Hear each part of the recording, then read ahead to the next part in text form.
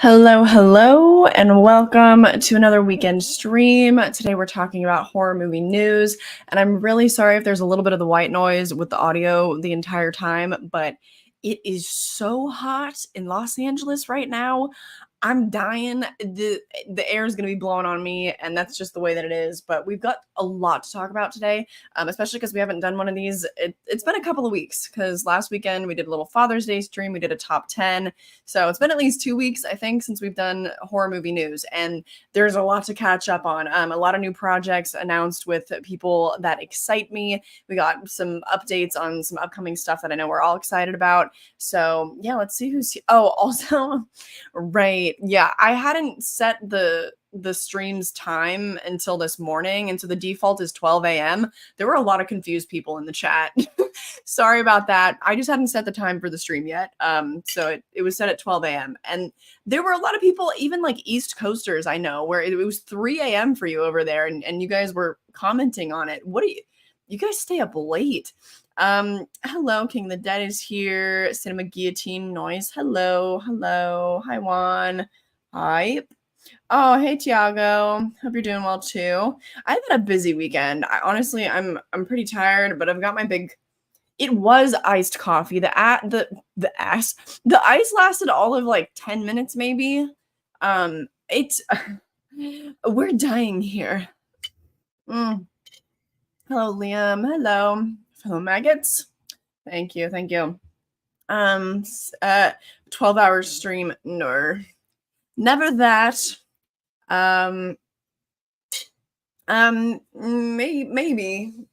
Maybe that's why. I'm used to the heat of hellfire, though. It's at 8 p.m. for me. Okay, that's good. Hello, glad you made it. Yeah, I know about that whole universe. That's all coming. They've already shot. They showed a preview of Bambi. I think it was the preview for Bambi at the screening of Winnie the Pooh, Blood and Honey 2. So I've actually seen a little bit of it. Yeah, that wasn't right. I got a text from Tiago like in the middle of the night, and he was like, I was like, oh, yep. Hey, Anthony, glad that you made it. Let's see. Last stream on our horror news stream, I mentioned Sony buying Paramount. Oh, but they're not. They have a deal with Skydance as a merger. Oh, interesting. Also, Sony just acquired Alamo Drafthouse, which is a really cool historic theater in LA, which I think is a good thing. Like, I think it's a good thing that a studio is investing in the theater. Like, I think that's a good thing. I hope. Thank you. The horrors persist, but so does Kylie, right? Yes. Yes, thank you. Oh yeah, it's a Quiet Place week. Right.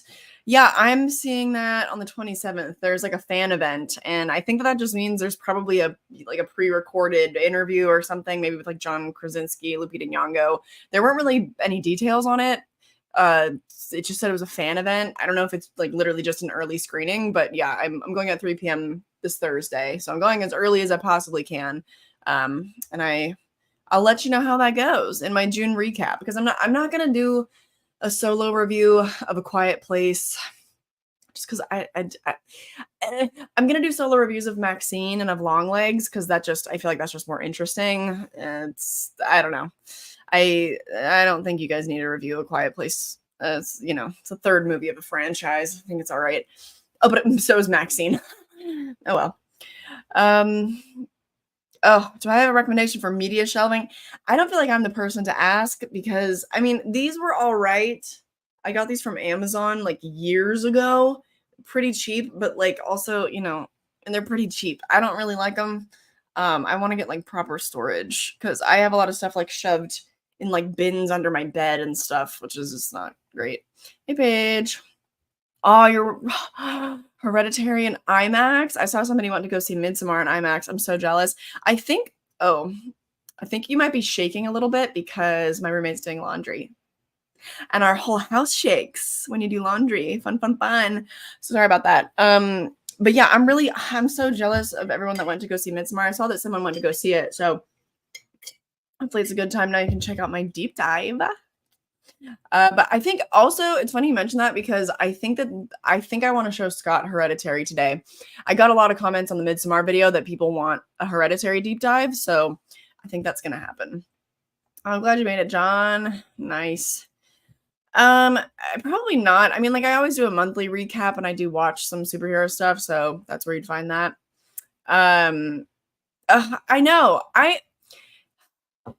If you I was so excited about the fact that the Nosferatu trailer was going to be playing exclusively in theaters. I think that's so cool because I don't remember the last time that a trailer was released that it wasn't just immediately online. Like, I think that's so cool. And then the fact that people were recording it in theaters and posting it online, if you do that, I think you're an ass clown. I think you are an ass clown if you do that. Um, I I am not a trailer girly, but like, it just makes me happy that there's a theater exclusive trailer. How am I doing this week? I'm a little stressed out. I'm leaving on another trip on Friday, and so I'm getting ahead on work, but I got it, We're living, we're making it happen. Scott, be ready. I think he'll be all right. I think he'll be okay.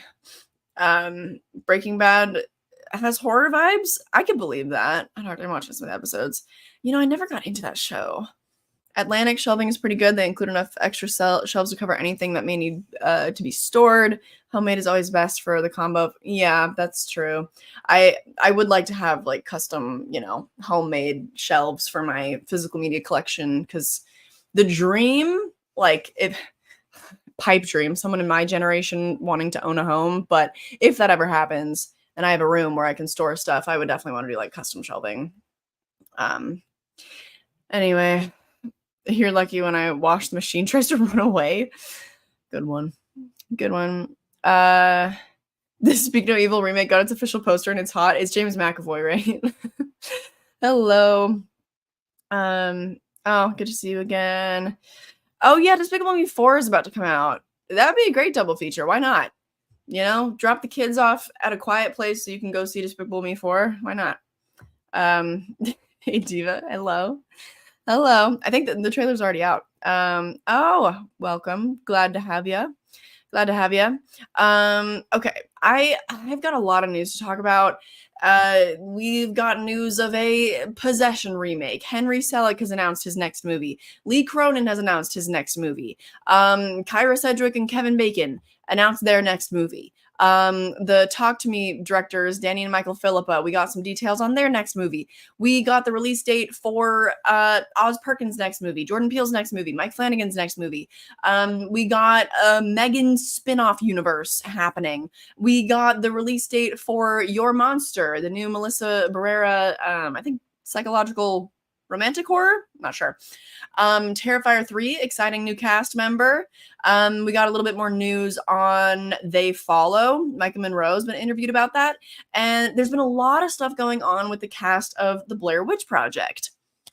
It's all very interesting. I usually like to start with the juiciest bit first, but a lot of this is very juicy, and I don't know where to begin. I say we vote in the chat. I'm gonna see what you guys are interested in.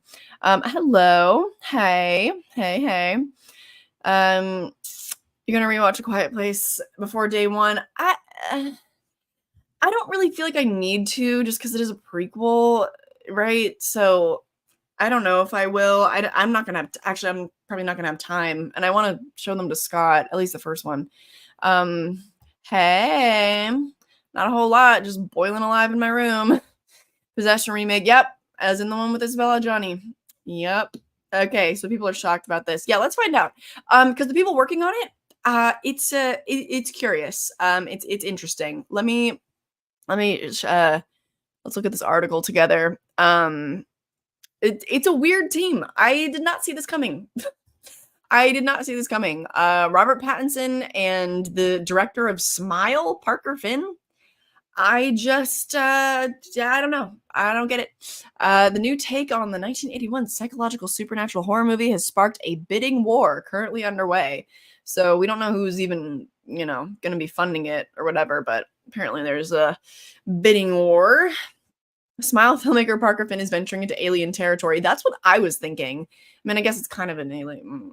I don't know how you guys view Possession. I don't really see it as an alien movie, but I would say so just because I feel like Parker Finn is like a weird choice for this. I don't know how you guys feel, but I just feel like Smile is como se dice, like generic. It's like very, very generic. Generic modern jump scare horror. So the fact that he will be producing and I don't know, directing this remake, I don't personally really get that. I think that Parker Finn, I think he's a really good director. I mean, Smile was very effective for me. I didn't really think it was a great movie, but it was very effective horror. I thought it was really, really well directed.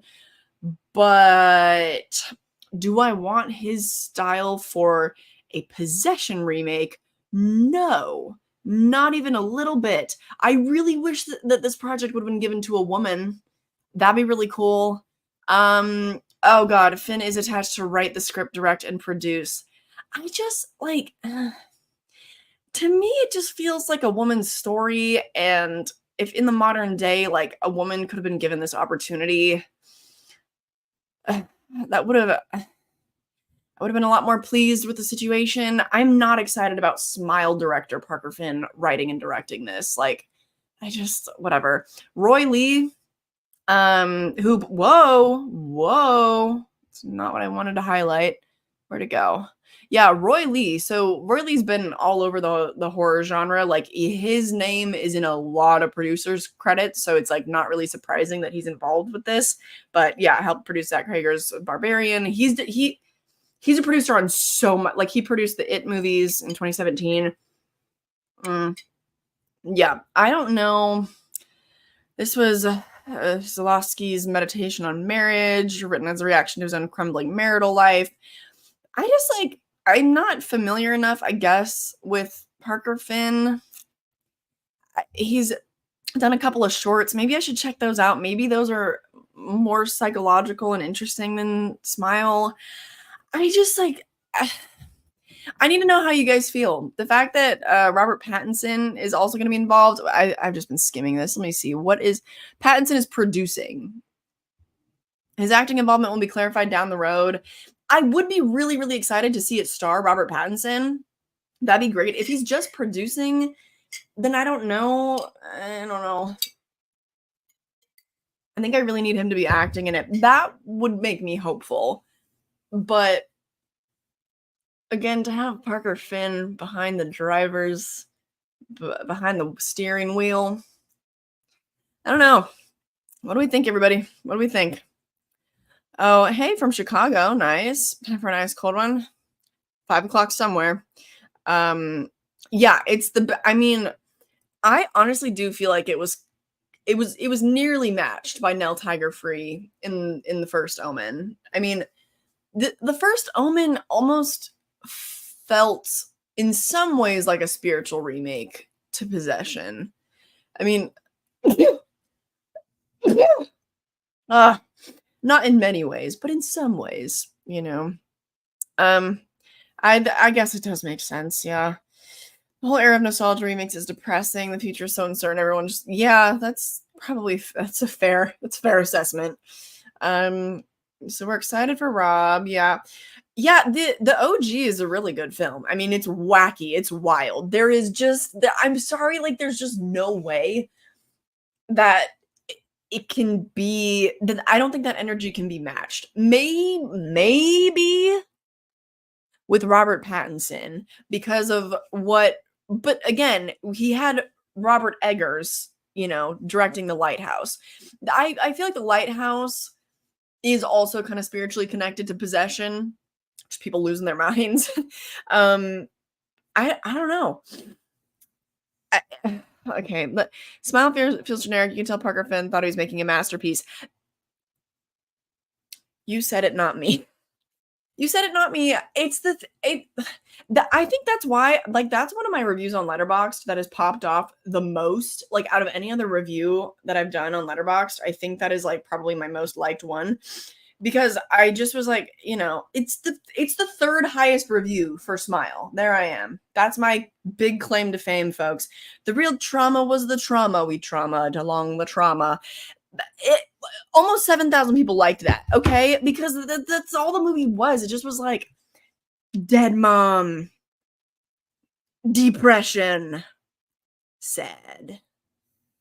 Oh, it's a metaphor. Mm. Like, I love Smile. I do think it's too slick for possession. We need someone with more grit. I agree. I agree. Oh, you didn't have a chance to watch Midsommar? Oh, I'm sorry. I'm sorry to hear that. Smiles a handful of scares throughout. It's yeah. I know. We'll talk about this in a little bit. Excuse me. Oh, this is a really good idea. Actually hadn't thought about that. When X came out, I did give it a solo review, but I don't think I really did a deep dive into it. So that might be a good idea this time around. Yeah, I don't remember like watching a bunch of interviews and stuff. I don't think I did that. That would be really good this time around. Ooh, that'd be so much work. I guess I could do it separately, I guess. I guess I could release my Maxine review and then the deep dive of the trilogy, I guess, different strokes for different folks. Yeah, oh my god. Oh, Chloe Akuno? She'd be good. I think who I would love to see remake it is like Julia Ducournau. Are we familiar? The director of Raw and Titan? She makes some freak shit. She would have been the girl. Like, she would have been the girl for the job. Do I think it'll be like The Lighthouse? A girl can hope, but like, I don't know. I obviously don't have a lot of faith in Parker Finn. Hello. Yeah, you should definitely, it's worth checking out. Possession is worth checking out. Why are we still remaking classic movies? Let's remake bad ones instead. Yeah, I thought the same thing. You're curious about it, except for Smile 2. Yeah, he wasn't in the trailer though, so I'm wondering, his involvement might be minimal. He's probably, I wonder if they're gonna do the trope, because I wouldn't put it past Finn to like do the trope of going back to the expert that survived it the first time, Yeah, I checked out the Smile 2 one as well. If you want to check it out, it's on my Patreon, my reaction to it. Oh, it's your favorite of all time. I'm super skeptical about a remake. I hope Margaret Qualley plays Anna. If anyone does, ooh, she'd be a good choice. She kind of looks like Isabella Adjani. Yeah. Oh, I want to hear more from you. If it's your favorite of all time. Yeah, I agree. I think like the original was so interesting because it was so personal. Like obviously the original was done by a man, but like how interesting would it be if the remake was told from like the opposite perspective, instead of like a rehash? I don't know. Oh, hello. Good to see you. Thank you. Thanks, everyone. Yeah, give it to Arkasha Stevenson. Speaking of the first Omen, thank you. No, but I got my pentagram. For Conjuring 4. Oh, right. Michael Chavez is directing, but also have we talked about the fact that there's going to be a Conjuring TV show? I think we talked about that a couple weeks ago together, right? I'm not excited for Conjuring 4, to be honest. Oh my god, Salem's Lot. We haven't talked about that one in a while. 2023, 2024, I mean. It was originally, I think, supposed to come out in 2022, so yeah, I don't know, man. I don't know what's going on with that. Ari Aster, maybe. Yeah, I feel like Midsommar was almost his. It was kind of his spiritual successor to Possession in a little bit. Trap is finished production. Okay, exciting. I'm excited. You weren't the biggest fan of Smile. I thought it was all right. I didn't think it was as hyped as people made it out to be. Also, not it being a metaphor, and she still gets got after facing her trauma. Yeah, that's tough. Oh, the upcoming Halloween Haddonfield series. No, I haven't really heard much about that. I know that Miramax ended up getting the rights, right, for the show, but no, I haven't really heard anything beyond that. Oh, Catherine Bigelow too? Yeah, or Karin Kusama. Whoa, almost forgot. Karin Kusama would have been a good choice too, I think. Yeah, they need to chill. We've been in the era of remakes for like 20 years now. Like, there's plenty of good original stuff coming out still too. I don't want to be like, I'm not going to complain too much. There still is a lot of original stuff coming out. It's just the stuff that gets the money is where I take issue. I'm really excited for Kinds of Unkindness. I'm not going to be able to see it until I get back. So I wasn't able to see it this past weekend because it hasn't had its wide release. It only released in New York and Los Angeles. This is Yorgos Lanthimos' new film. And I'm very excited about it. But and then this weekend it has its more wide release, so you guys can go and see it, but I'll be gone.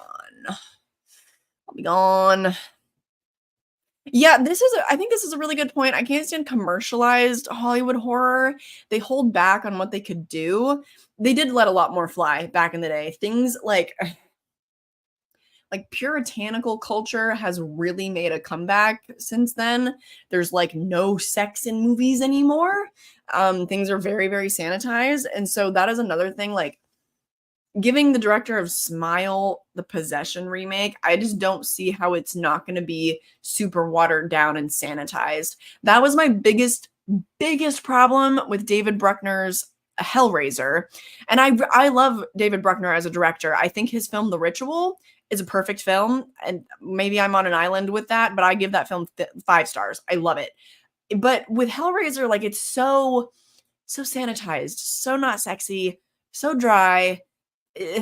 That's a big problem I have, and I know that there's just no way that a Possession remake is going to be as gritty as it needs to be. Like, maybe with a little freak like Robert Pattinson, maybe he can kind of get in there and lobby for some of that freak shit, but who knows? I will talk about that in a minute, but thank you. You should do a watch along in the Final Destination franchise. That'd be a good one. Those are always fun. Also have a cult following, no pun intended. Yeah. Lee Janiak. That'd be a good one. The Final Destination, those would be good ones for a watch along. Those are super fun. And I've already showed them to Scott, so we could kind of do that whenever.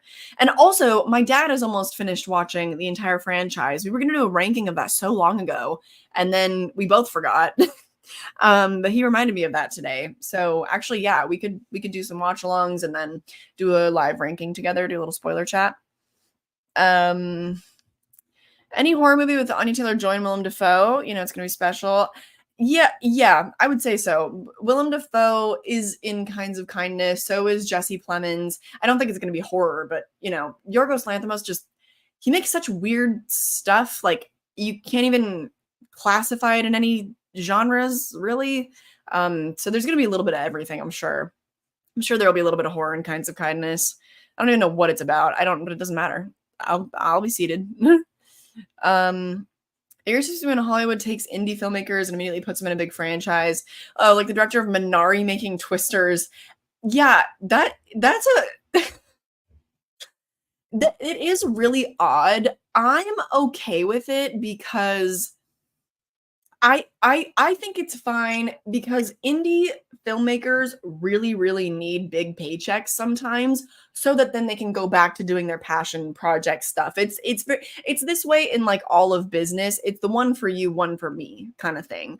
I'm happy with it because our little indie weirdos, they get a big paycheck. They can keep themselves fed for the next few years so that they can go and make, smaller stuff if they want to. How I feel with the remake of Speak No Evil. It'll be sanitized too. Yeah, the director did do Eden Lake, but honey, we've seen the trailers. Tiago and I actually reacted to the Speak No Evil trailer together on the Patreon if you want to see that. I know it needs all the freak shit. That's what I'm saying. All indie filmmakers on this chat, we got to make movies freaky again. I'm trying. Life is turning out to be pretty weird. It is. We're almost done with post-production. It's definitely weird. And like, even on set when we were making it, I was like, what are we doing? Like, I was like, what are we making? Like, this is so, anyway, I don't want to say too much, but anyway, yeah, so I guess we all agree. I mean, make movies freaky again. I don't have too much more to say, I don't think. I am not, it's such a double-edged sword. It's just I'll stop repeating myself after this, but it's like, On the one hand, Robert Pattinson, okay, maybe. Then on the other hand, Parker Finn, what? No, I don't think. And let's see, like I would never pair those two together either. I just wouldn't do that. I would put Robert Pattinson with a much more interesting director. I don't know, how did those two meet? How did whatever. Okay. Next up, let's see. The Blair Witch Project stuff is pretty meaty, so I feel like I should get that out of the way. Usually I save the smaller bits, like the, announced projects for the end. This has been going on for a little while. I feel like, I don't know, it's been every couple of days, like a new quote comes up and then the discourse starts again. And it's not really discourse. Everyone kind of agrees that what's happened to these actors was really shitty. Yeah, so basically they did this reunion interview and stuff for Variety, and it just basically was like a warning to other actors and them finally speaking up about everything that they've been through since the release of the Blair Witch Project. And for this, I don't think I can, it's really long. Like they did a whole, so I'm not going to go through this whole thing. TLDR, basically I should have linked this down below because this is an interesting read, but you can find it, whatever, Variety, Blair Witch Project article. So basically they didn't get paid dirt, and they honestly deserved a lot more credit than they received for also basically like producing the film. They recorded all of the footage, almost all of it themselves. And then they were convinced not to take on other roles and like explore their careers during that time to maintain the authenticity of the movie and everything. So then they also were just paid dirt. They didn't make any residuals on the movie. The what's her name? Heather, I think. Yeah, Heather. Her likeness has been used for other movies, and there was some lawsuit that she didn't make a dime from. Her likeness gets used in other movies. They use like the sound of her scream for other movies and stuff, and she's been paid dirt. There was a story, I can't remember which of the guys, either Michael or Joshua, one of them ended up like having to wait tables and stuff, and because he wasn't able to like do any acting, and he ended up serving his own agent at one point, and his agent was like, "What are you doing here?" And he was like, "Bro, like you don't get me any jobs. Like I have to eat, And it's just insane that, people from such an iconic movie, they just got paid dirt. Like they've gotten nothing. And so now retroactively, it's kind of galvanized people. I don't know if you've seen anything online about it, but it's kind of galvanized people to be like, get these people paid. Like what?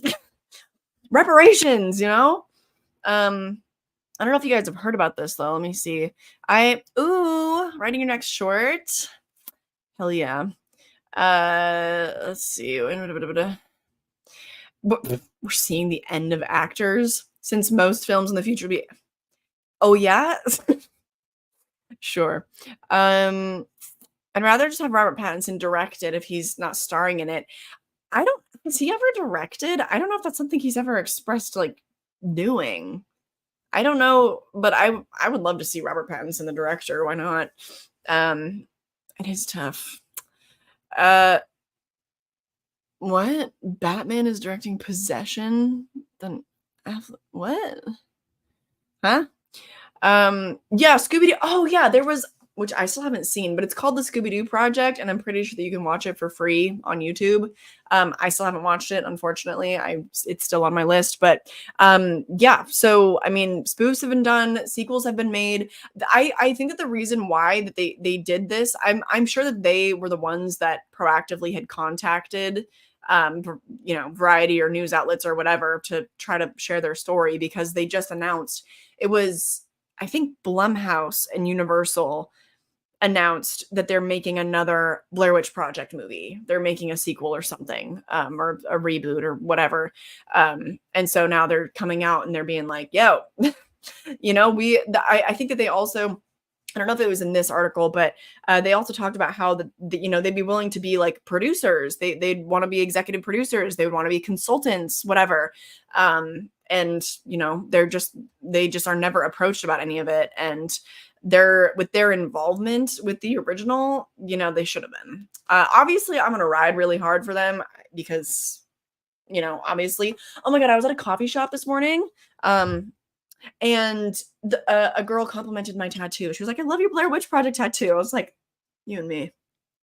Yeah. Mm. Yeah. It's a stretch and a half, to say the least. I don't um let's see. What a Scooby-Doo deep dive. I could. I could on the live action movies at least. I know, good for them. I feel like it's worth bringing up because in situations like this, the court of public opinion really matters. I mean, obviously, when we just recently saw the shift in directors, let's say, for the Exorcist franchise, the court of public opinion, it really does matter to studios nowadays. And so I just think the more aware we are of things like that, the better. So, our voices matter, I think. Yeah, so especially considering the working conditions they're put through, it's crazy they're not getting any residuals. It's insane. It's like they really just out of greed, they really were like, no, don't, keep it low key. Don't get any other acting jobs. Just go off the grid. It'll help sell the movie, which it did, to no benefit of them. Like, so yeah, I'm sure in the article, because I haven't read the whole thing, but I'm sure that they go into like their deals and whatever, blah blah blah. Oh, at the very top of the article though, we'll share the story of let's see, what's his face running into his agent. Whoop.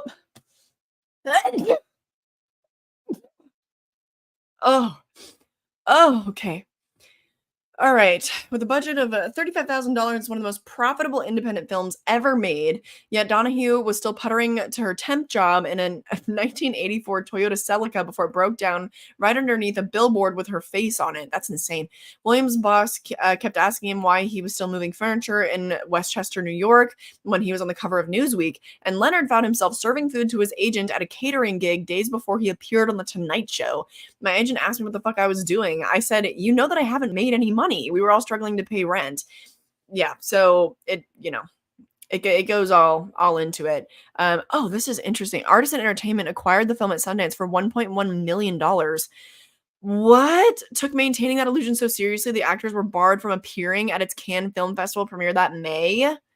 Oh my God. Donahue had hired a publicist who was prohibited from booking interviews. And they're paid for these appearances. Like when they have to go and do press and stuff, they're paid for that. After Leonard was cast in an independent film, he was admonished. He wasn't supposed to reveal he was an actor, let alone that he was alive. Just insane. The months they endured these indignities. I'm sorry, I'm getting caught up in it now. But yeah, the film made $100 million, and Artisan sent each of the actors a fruit basket. Yeah. Ended up making almost $250 million worldwide, and that's back in 1999, mind you. Inflation now. I'm sorry, I'll stop, but it's just nutty. Nuttier than a fucking fruitcake. There were so many Blair Witch spoofs at the time. Someone made a spoof of people spoofing the movie. Damn. Yeah, I remember like in Scary Movie, the whole joke was that there's like snot running out of her nose and whatever. Yeah, if you think you can experience the same thing from AI as real actors, you're probably not a real human yourself. Like, I don't know what to tell you. Oh, Robert Pattinson. I'm sorry, I didn't get that. Oh my gosh, hi. Hello. Yeah, it'll be interesting how the court of opinion steers the next Scream film. It seems like it's really not going well for them, but it also seems like they really don't care, which is weird. Because they should. If they have anybody doing their job in the marketing department and doing like market research and stuff, they should know what's up.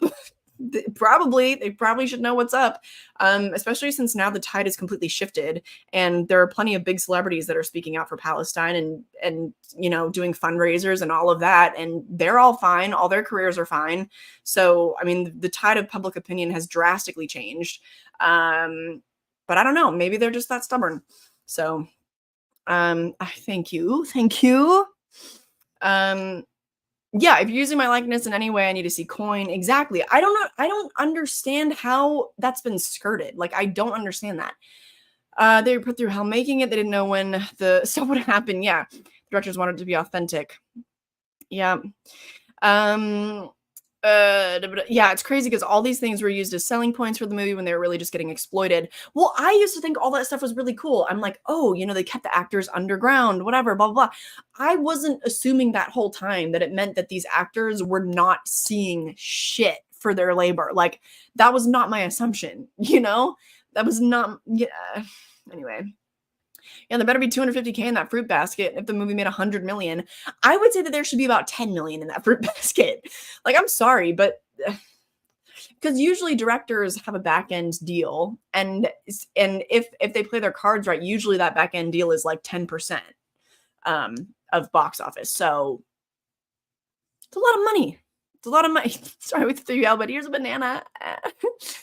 Anyway, I know. Oh, did you guys see the photo shoot she did? It was very like 70s themed.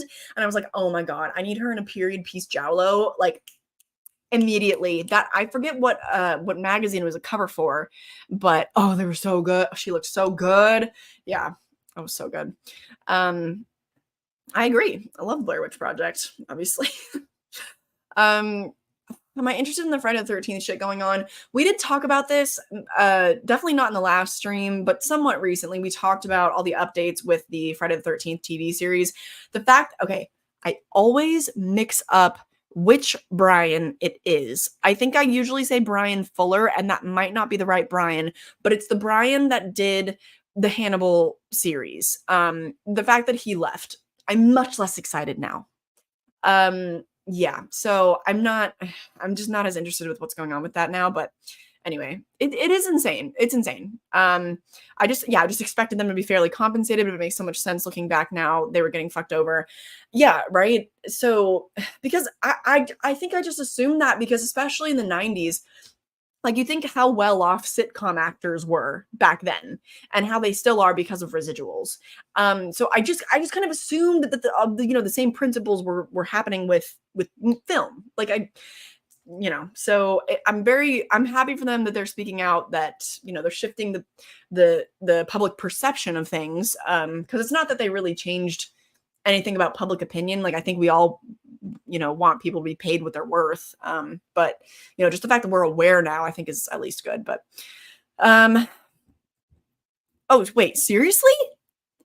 Oh my God, I was right. Okay, I don't know. Everything I've seen, like, if that's true, it's never come up. I think like I especially wouldn't have seen that because from what I've seen, it's typically like him being interviewed about why he's left the series. So obviously he would neglect to mention that. And if that's true, I need to look into that and reevaluate my support of his artistic career. But yeah, no, I didn't know about that. Anyway, let's shift topics. I've been on the Blair Witch Project stuff for a while, but since Melissa Barrera came up, I guess this is a quick something we can go over. Her next project is it's got its distribution deal now. So yeah, it premiered at Sundance, which is really cool. Genre bender. Tommy Dewey. I'm not familiar with this man. I don't know this man. But yeah, it's basically about this woman, Melissa Barrera, and I think she finds a monster in her closet and then it turns into a romance. She like falls in love with a monster in her closet, I think. But I don't want to like read too much into it because I like to go in blind to things. So I'm going to ignore the synopsis. But yes, so we were captivated by, directed by a woman, captivated by Caroline's film at Sundance, and thrilled it has made a home here at Vertical, which I'm not familiar with Vertical. I think it's a UK-based distribution company. Beyond thrilled to collaborate with Vertical on the release of Your Monster. Their strategies and commitment to innovative distribution aligns perfectly with our movie, and their passion for the film and desire to support my first feature means the world to me. Ooh, it's a directorial debut. This is why I love actors like Melissa Barrera that take chances on new directors and will do like lower paid jobs when they're really interesting like this. Like I love that. I love that for us. So I'm really excited about this one. This is, I don't know, at least in my top 10 most anticipated of the year. If not, maybe not top 5, but because my top Nosferatu, Alien Romulus, What else is coming out? I can't remember. Anyway, yeah, so but we don't have a release date. We do know that it has a distribution deal now though. So that's good news. That's good news. That was a small thing. Up next, let's see. What's the I guess we could talk about They Follow. We could talk about the updates from Micah Monroe. She was recently interviewed about it. Yeah, it was polyester. Yes, that's the one. If you guys have not seen those pictures, the shoot she did for that, it was so 70s colorful, the hair, bitch. Like it was a serve and a half. Oh, oh. Oh my god, I'm sorry. Let me stop hyping up Brian Fuller. I'm so sorry. Until that's cleared up. Jesus Christ. Ugh. This is why we can't have false idols. This is why we shouldn't have idols in general, you know? Oh. Man, love is a dagger. Yeah, it sounds very queer coded, right? It is the actors, it is a hetero pairing, but it's okay. It's sometimes we have to settle for queer coded instead of queer. It's, wait, what? Will has a little sister in Stranger Things. What? It's sorry for mentioning Stranger Things. It's okay. I'm not going to talk about Stranger Things, but anyway, what's going on with the Melissa Barrera dating show horror movie that was supposed to come out this year? I don't know if that's still coming out this year. If you guys aren't familiar, this one was in my top 5. I know that much. Starring alongside Nicholas Hoult, and it's supposed to be a dark comedy. Yeah, and it's a dating show horror movie. I'm super excited about that. I have not seen any updates. If you guys have, let me know. But yeah, I haven't heard anything else about that. This was the first update I'd gotten on Your Monster in like months. Like I hadn't heard anything about it for a long time. But anyway, my legs are sweaty. Yeah, we could talk about this next. I'm really excited about this. Where did I put that? Oh yes, okay. Let's talk about Lee Cronin. Because this is actually kind of a big deal because it is the first project that's going to be released after the merger of James Wan's Atomic Monster and Blumhouse. Those companies completed their merger, I guess, as of this year. It's all official now. So now they're going to be one big powerhouse horror studio, I guess. And oh my gosh, his is also a 2026 release set.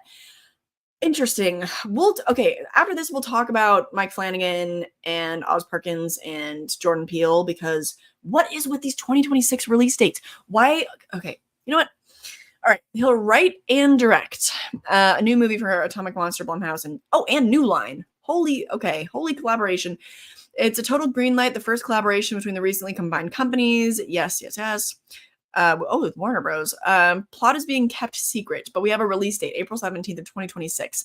Doppelganger's banner will also be involved. I wonder if that's his production company? I don't know. Let's see. I'm super excited to be gathering up my gang of oddballs from Doppelgangers to join forces with the overlords of horror at Blumhouse and Atomic Monster. Collaborating with Jason James and the wonderful teams from these two storied and massively successful organizations is what perfect nightmares are made of. Could this be a Nightmare on Elm Street movie? It's with New Line. Like, could it? Okay.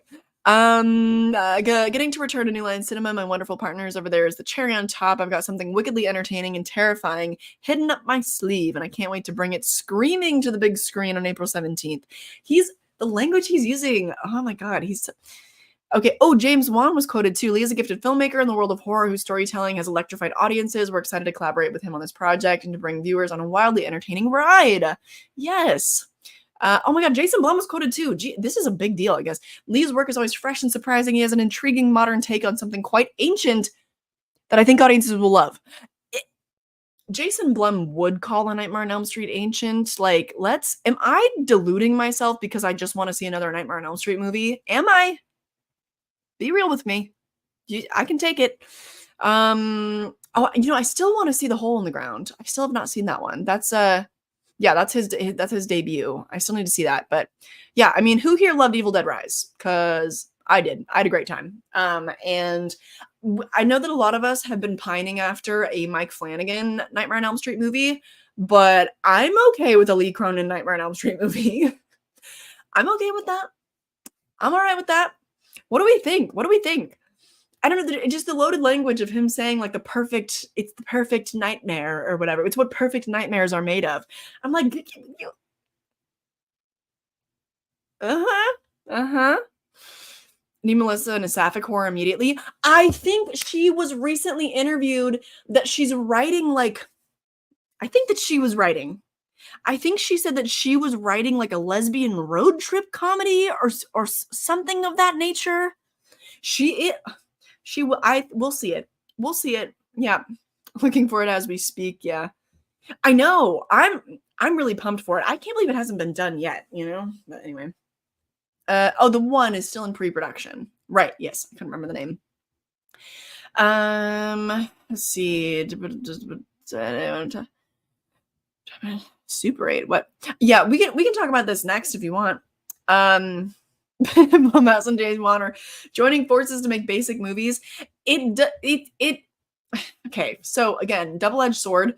On the one hand, yes, I do worry about the monopolization of horror because it already has happened with Blumhouse. They dominate the theatrical releases, basically. I mean, just in terms of box office numbers, like A24 and Neon, they're putting out the best theatrical horror releases. Like, that's just a fact. And so from my perspective, I'm like, Neon and A24, they're dominating the game. In a literal sense, it's been Blumhouse. So yeah, on the one hand, it is troublesome to me that such massive powerhouses are combining. On the other hand, it does mean that horror movies will be getting really big budgets. I want to say for better or for worse. So far, it's mostly been worse, but given in the hands of the right person, like a Lee Cronin, and I would love Lee Cronin to be given $50 million to make a horror movie. Like, hell yeah. So it's, double-edged sword. Yeah, okay, we'll talk about this next. I lied. We'll talk about that next. Overlords of Horror is a bit of a stretch for Blumhouse. In a box office sense, though, I really can't disagree with it, to be honest. The only real competition I would say is like Warner Bros. With The Conjuring, but that's still James Wan. Devon Sawa as Freddy. I think what a lot of people have kind of been riding hard for like Kevin Bacon, maybe, which I think would be super cool. I hope that whatever Nightmare movie comes out doesn't ignore Nightmare 2 through 4. I prefer a direct sequel to Dream Master. Yeah, I would love to continue Alice's story. And Lisa Wilcox, she's really cool. She's still really involved with the community. She has a new Scream Queen related reality TV show coming to Tubi. I think it's actually already premiered. So she's still really involved in the community. She 100% would come back. And I love Alice. Underrated girly. Thank you. Speaking of Blumhouse, I understand you're not a gamer. Allegedly. Have you seen the trailer for Blumhouse games? Some of them look surprisingly good.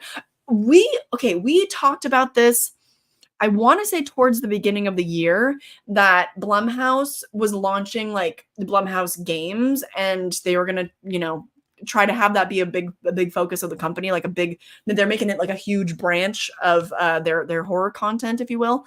So we talked about that a while back, but I haven't seen any of the trailers. I would totally be open to watching some of those, though.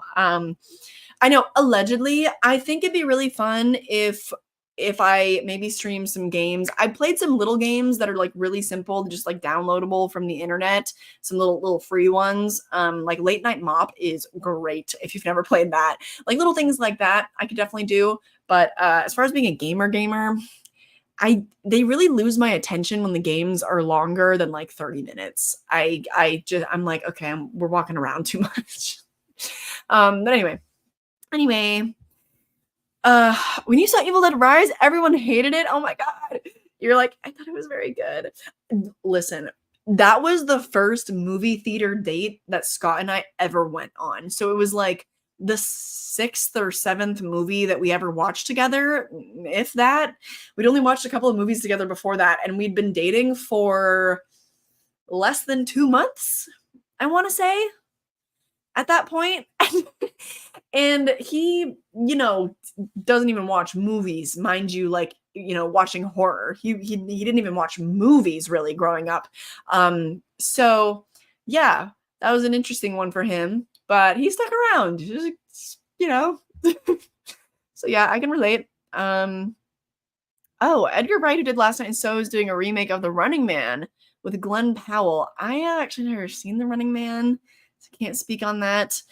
Yeah, Neon and A24 dominate creatively. Yeah, that's what I was trying to say. Blumhouse is the one making the big bucks.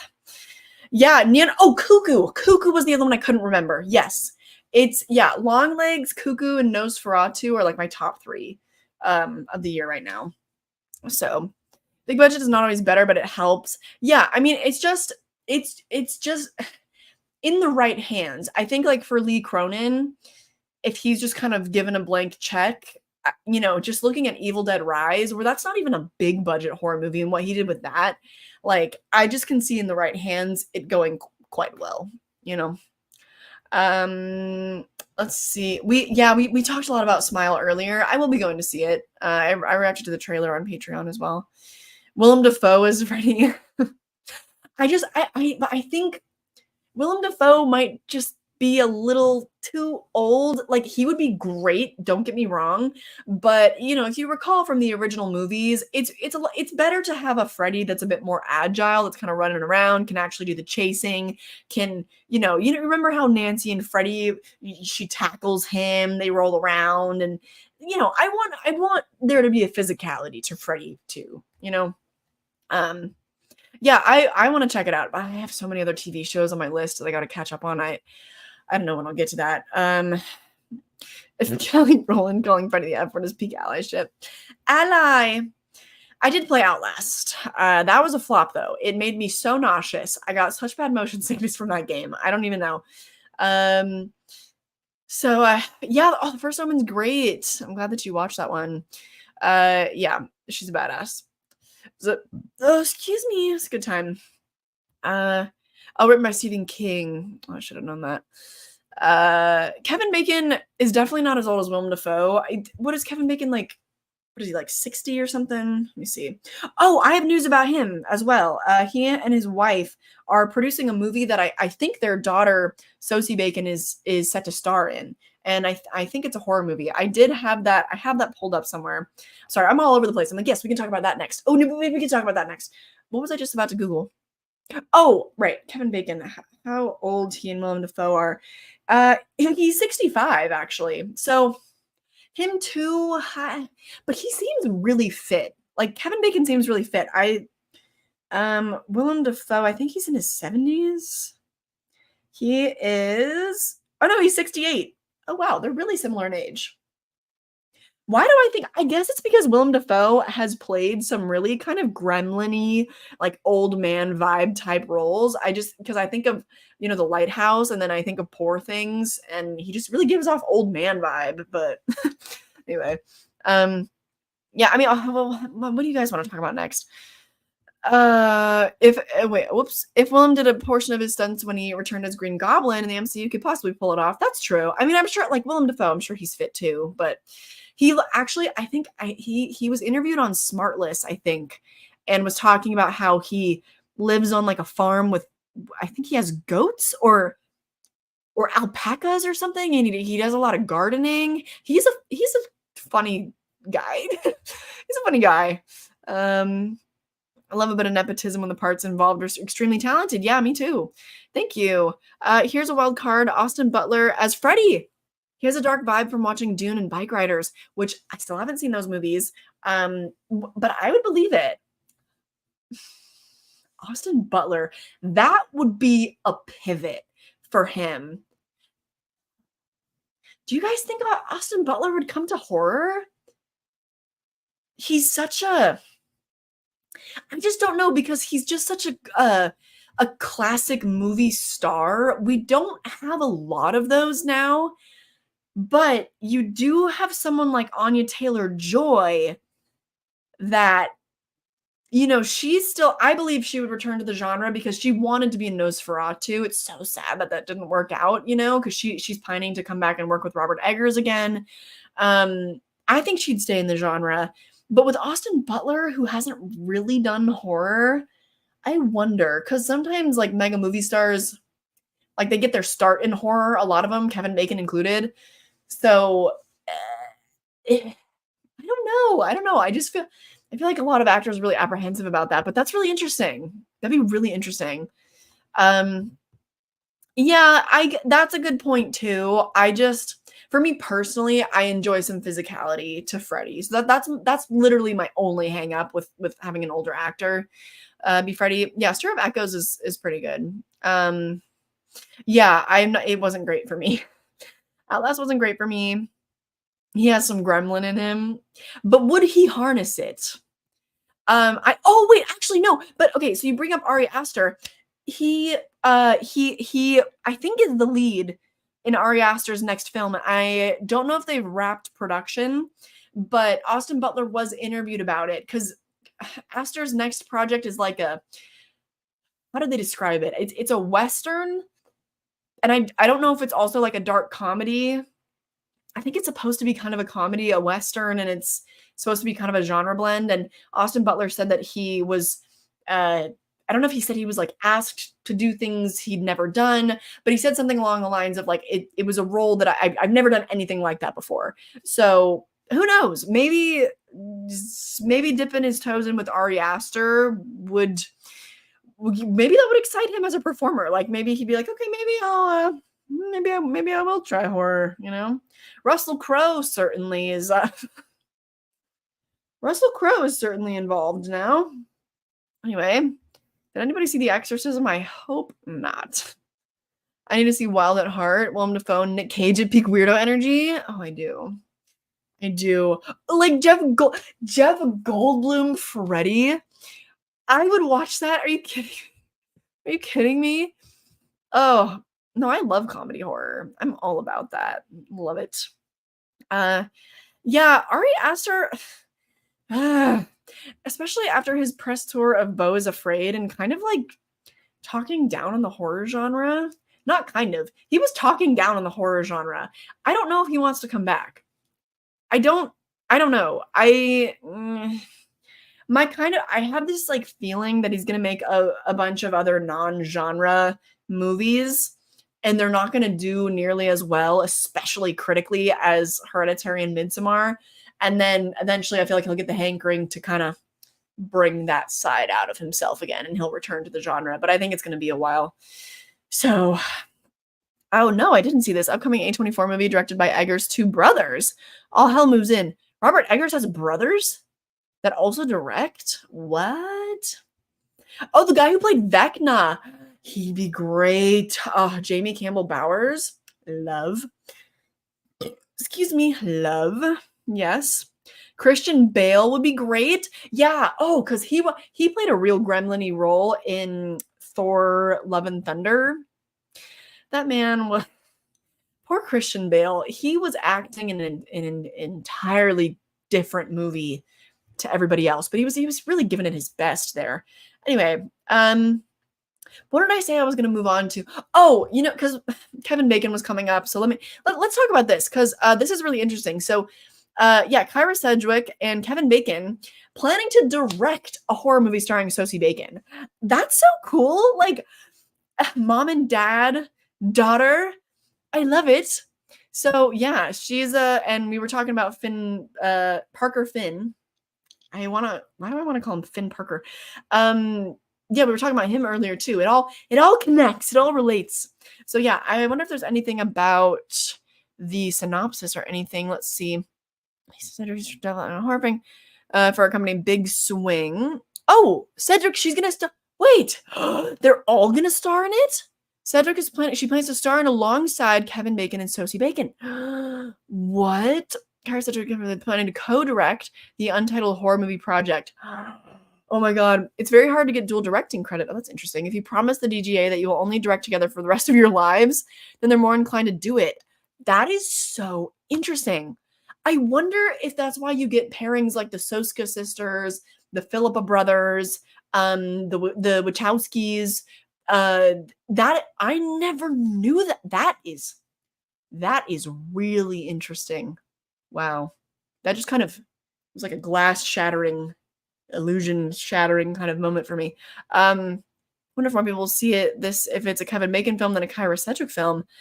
I mean, for horror audiences, yeah, probably.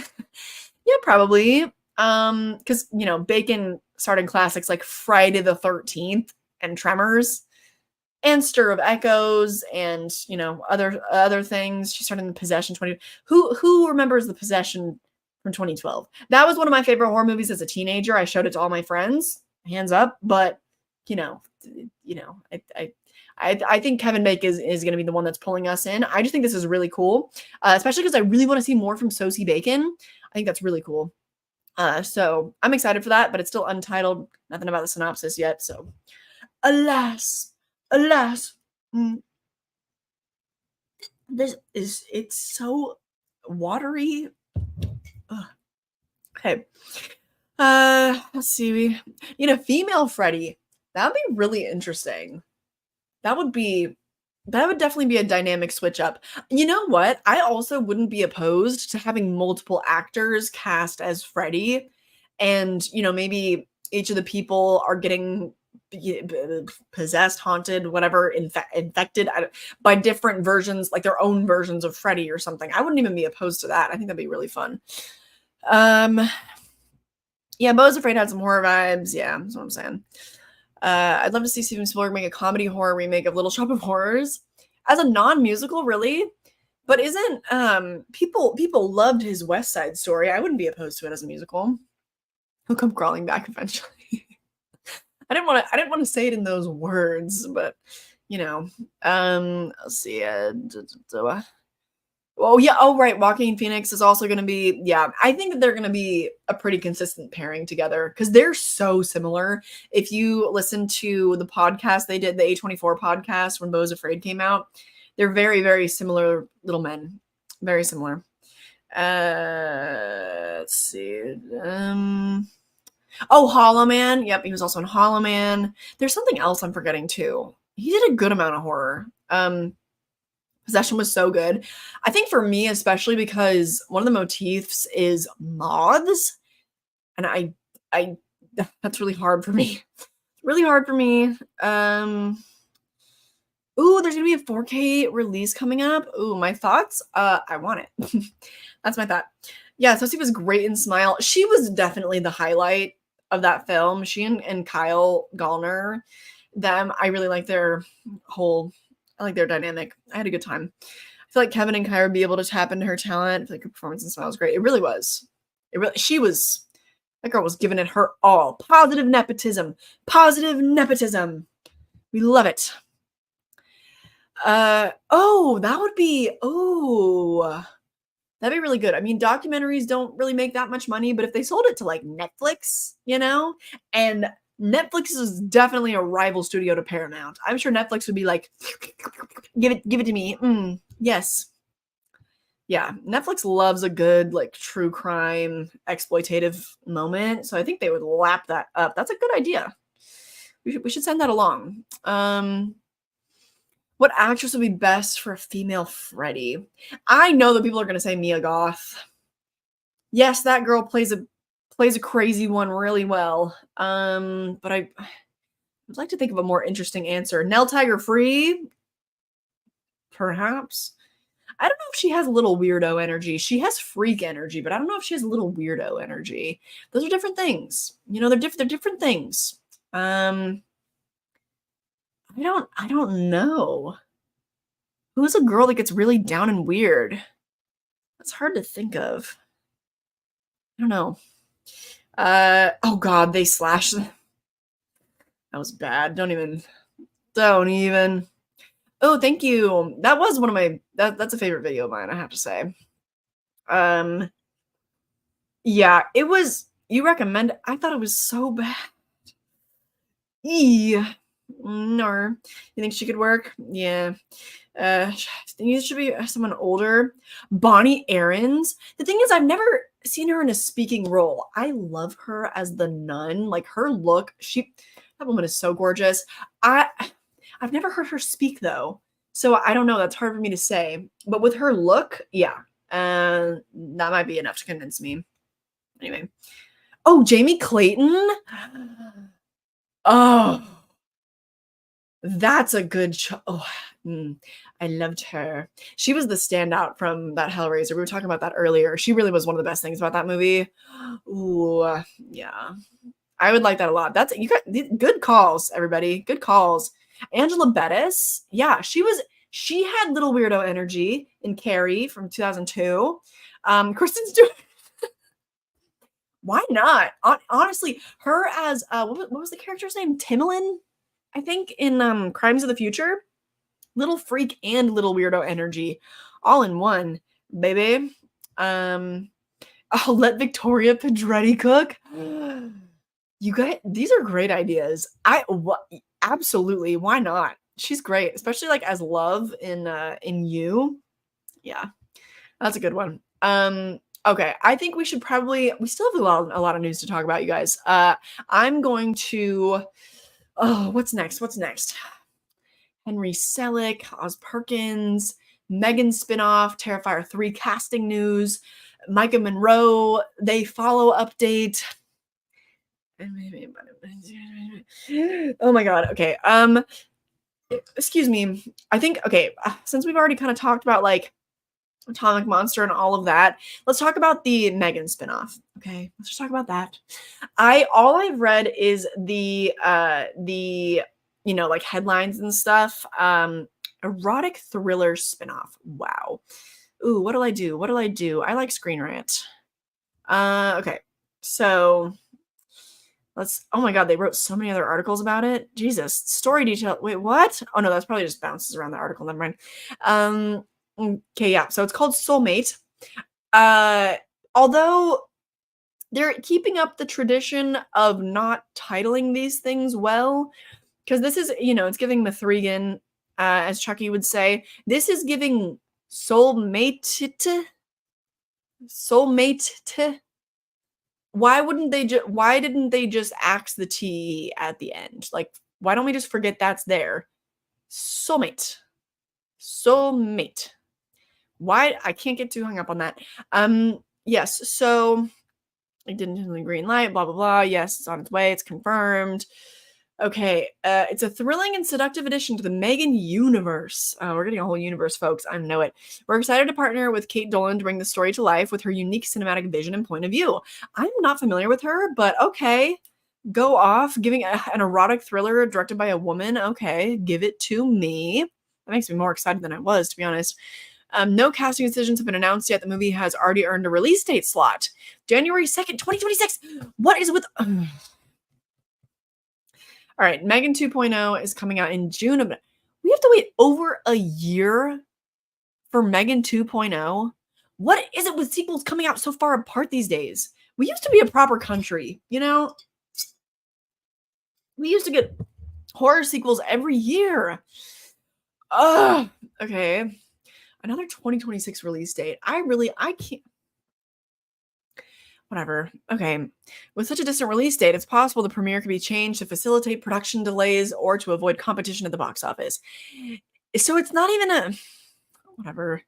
A horror all-star team is behind the project. Yes, being produced by James Wan, I'm sure. Yes, Atomic Monster. Movie's being directed by relative newcomer Kate Dolan, horror short film Catcalls. Ooh, interesting. Her first feature, You Are Not My Mother.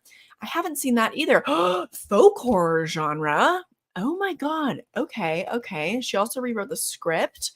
Okay, all right. I need to check out her stuff then. That's exciting. Okay. Many aspects of this movie are under wraps. Only my basics of the story but announced. A man will turn to technology to help cope with the loss of his wife by acquiring an AI-powered android. Very good. As with Megan, his robotic girlfriend will quickly turn into a dangerous threat. Yeah, through the element of erotic thrillers is a welcome change of pace from the aforementioned predecessor. I agree, Screen Rant, whoever wrote this. Callback to the domestic thrillers of previous decades. Oh my god. So it will undoubtedly keep the audience on the edge of their seats while offering a stark warning about the dehumanizing effect of technology. I think it is an interesting vehicle to use grief. You know, like a man who lost his wife. Dare I say I would be more inclined if it was like, you know, a story about the like a warning at the dangers of terminally online men, like incel behavior. I feel like that'd be a little bit more applicable, just because we've done the, you know, the trauma and the grief thing. Like we've done, you know, we've been there, we've done that. It's interesting. It's, you know, it's all right. I'm still interested. I am. I just think the plot vehicle could be a little more interesting than the brief synopsis we've been given. But, you know, we'll have to wait and see. Thank you. I mean, Spelling Soulmate with an 8 makes sense. There have been worse titles like Fantastic. No, but like yeah, it makes sense. But then, like, why not just drop the TE at the end? You know, that was my point. Like, it makes sense, but to me, not really to leave the TE at the end because it's already 8 is it's already right there. Like, it doesn't, and also an 8 doesn't even look like an A. Like, I don't understand. Oh, ta-ta. Hope you're doing great. Thank you. What movie are you most looking forward to this Halloween season? Oh man, my mind is really just like in the headspace of the summer releases. I'm thinking about Maxine and Longlegs and Cuckoo and Alien Romulus. Halloween season, I don't even actually know. Like I couldn't tell you off the top of my head. But oh, it's a good one. Okay. Used to be sometimes I just say shit. Like don't mind me. Don't listen to me. Yes, I got that for myself, which you'll see this Friday. I have a physical media update. Oh yeah, Catherine Hunter from Poor Things. I liked her. She was weird. Oh, she spoke as oh, and I did see that movie. I didn't even recognize her. That's just how she's a very transformative actress. Would I rather another Friday the 13th Nightmare on Elm Street for sure. For sure. For sure. I'm assuming this robot will be made by the same company as Megan, or because the ending of Megan, wasn't it somebody like stealing the information about the technology? I would imagine it's probably a different company, you know, that's just like trying to capitalize on it. That's what I would think, but because the company that made Megan was a toy company, so I don't think so. Loki got better the more you read it. Have a giant robot spider, like Toy Story. That'd be a fun callback. Thank you. I like the franchise is growing, but announcing a spinoff when the direct sequel isn't out yet. That's how so many would almost franchises mess themselves up. Yeah, I'm trying to think. That's how that's how the Conjuring franchise went, isn't it? We got at least the first Annabelle movie before the Conjuring 2, I think. I'm trying to think, what other horror universes do we have? I don't know. I can't think off the top of my head. But anyway, Taken in 7. 7, like, I guess I can excuse that because the 7 looks like a V on its side. It's not great. It's still not great. The only person who can do an 8-word playwright is Avril Lavigne with Skater Boy. Yeah, and that, like, Skater Boy, that makes sense, you know? It's placed well. You guys know what I mean. You know what I mean. Need a romantic thrill about a Redditor and his AI chip. I'm sure we'll get one. I'm sure it'll happen. I really am. Yeah, no, I agree. That's why it's just unbelievable that, you know, New Line hasn't capitalized on that franchise in so long, because especially with modern technology, there's so much we could do. There's limitless potential with a franchise like that. And anyway, Anyway. So yeah, so that is that on the spinoff. We don't know too much yet. I am interested. I wish that it sounded a little more interesting, but I am interested. So it's all fine. It's all good. I think I'm probably gonna spend the most time on the They Follow stuff, and then I'll do, a general recap of the smaller stuff, other release dates, The Exorcist release date, Jordan Peele's release date, all that stuff. So let's get this little update about They Follow. So it's gonna be bigger and darker and more fucked up. And I'm really curious your thoughts on this because I've actually seen mixed things from people where people are like, well, I prefer the simplicity of the original one. I hope it's not too much bigger and darker and whatever. And I don't know how I feel yet. So yeah, let me know. She teased her upcoming horror movie, They Follow, be well worth the wait after she signed on to it. Yes. Return to the writer and director. David is brilliant. I mean, he is brilliant. The whole movie transformed at that point. It was changing the game in the genre, and he wouldn't ever make a sequel if he didn't think it was going to top it. That's okay. Top it? Okay. He's very specific, turns down so many. He just knows what he wants to do and what he wants to make. I mean, at first I'm like, oh, a sequel? Where are we going to go here? And I read it, and it's just so fucking good. It's so good. I'm so excited. Oh my god. Oh my god. Okay. I think where you'll meet Jay at this point is maybe not what's expected, but it's so cool. It's just, of course, as everyone says for sequels, literally though, it's just bigger and darker and more fucked up. Reading it was the craziest thing ever. I'm so excited for this role. It's been a long time since I've been this excited to delve into something. There's a lot to play with, and I think it's going to be incredibly challenging for sure, but so fulfilling. Working with David, I can't wait. Yeah. So that's our big update. Oh, the original It Follows trailer. Yeah, I really like the original It Follows. There's a little screen grab from Longlegs, which I'm just so excited for. I already have my ticket, even though it's like a couple weeks away. But yeah, it makes me so happy because she is someone that, stays within the genre, really. I mean, I think her star has definitely broken out of the genre. Like, people know who she is. She was in a long-term relationship with like Joe Keery, Stranger Things fame. She's like, she's broken out, but she still really maintains her space. She's like the indie horror scream queen. I know people want to put that crown on like Anya Taylor-Joy and Mia Goth, but they're doing big budget stuff. Like, I don't know. To me, it's Micah Monroe. There's no need to pit, three beautiful queens against one another. There's no need. But like, she's just, I don't know. She's the one that's like, she's really doing the work. I don't know what to say. And so the fact that she's really excited about it, I'm excited about it. Like, because she also she's executive produced a lot of the stuff that she starred in, and it's all been fantastic. I think that she was a producer on Watcher, which I thought was the best horror movie of 2022. Not an easy task. She was an executive producer on Significant Other, which I thought was also super surprising, was really, really good, also from 2022. Got totally swept under the rug, but it's a Paramount release. It's like only streaming on Paramount, so big shocker there. But the fact that she would want to come back, that the original writer director's coming back, I don't know how I feel about it being like bigger and the fact that it's They Follow. Do I really want multiple monsters? Is that the simplicity I'm looking for how they up the stakes? I don't know. What about you? What about you? You're very excited to see what happens. Yeah, it's hard not to feel pumped about it. Like, the way she's excited, it's infectious. It is. Bigger, darker horror would be good. Annabelle and The Conjuring came out in the same year. Wait, what? I thought Conjuring was the year before. I thought Conjuring was 2013. I thought Annabelle was 2014. Am I tripping? Anyway, I do really want to visit Ireland. I've heard great things. Seen It Follows like 4 times. Very curious to see how they do a sequel. It is one that I've rewatched quite a few times because that movie scared the shit out of me as a teenager. And I think I've showed it to my dad. I think so. I want to show it to Scott.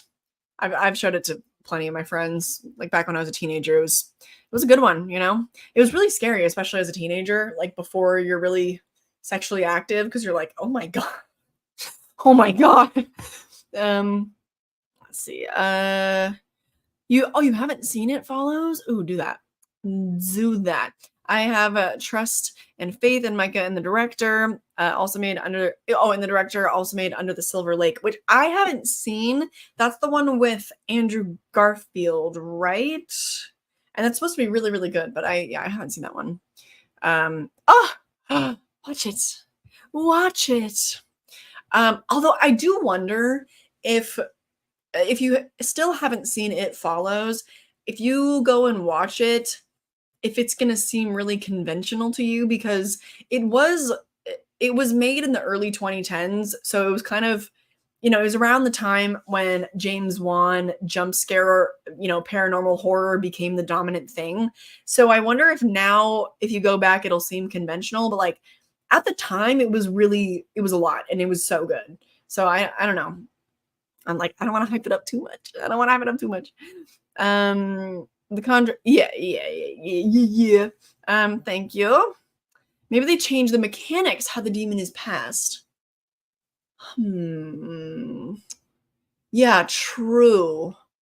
But I just feel like They Follow is, it feels really obvious.